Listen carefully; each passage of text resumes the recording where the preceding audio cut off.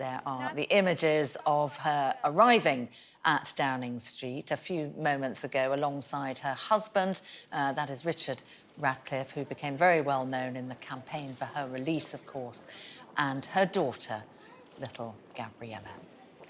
Well, we can go live to Westminster. Our political correspondent, Tamara Cohen, is there for us.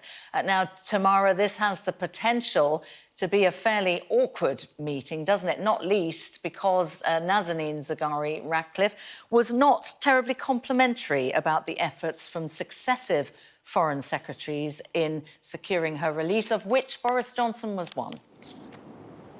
That's right, Sam. Nazanin meeting Boris Johnson for the first time, of course, after 6 years held in captivity in Iran, meeting him with Richard and her daughter, Gabriella. It's a private meeting, so we won't be told exactly what they discussed. But, of course, we heard from Nazanin just days after her release, a little less than 2 months ago, when she gave a press release in Parliament and very much gave the impression that this wouldn't be a kind of, thank you very much, Prime Minister, let's move on. She was very clear in that meeting, even though her husband Richard and her local MP Tulip Siddiq, who went with her today, thanked Liz Truss and the government for their efforts to secure her release. She said it shouldn't have taken 6 years and shouldn't have taken the efforts of 5 foreign secretaries to get to this point. And so I can imagine she will be asking the Prime Minister more about whether it should have been quicker when they meet today.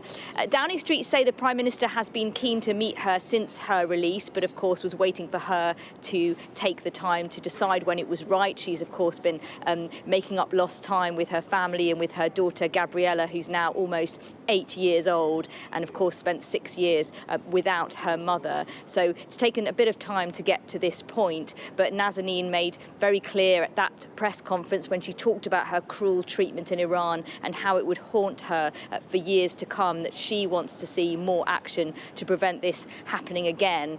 She was released with another British Iranian, Anousheh Ashouri, who is not here today, but the Prime Minister keen to meet him as well. And she raised the case of a third person, Morad Tabaz, an elderly British-American Iranian national who is still in Iran. It had been hoped that he would be released too, but he is still in prison. So we expect that will be raised too. And in a statement from her local MP, Tulip Siddiq, she said that it's right that Nazanin hears directly from the Prime Minister why it took so long to get her released.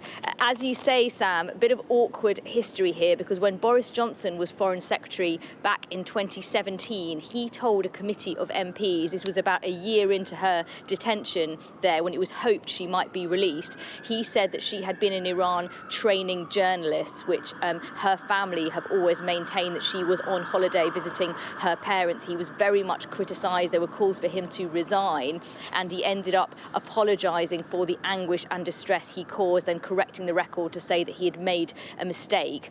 When Downing Street were asked today whether he would be apologising to her today, they said, as they have said before, that it was Iran's responsibility for holding her captive, but that he had previously apologised for those comments. And Richard Ratcliffe, of course, has campaigned in a very high-profile way for her release and met Boris Johnson in the past when he was doing that campaigning. Yes, indeed. He said he wanted to retire from his position as a campaign manager for her release. Tamara, thank you very much.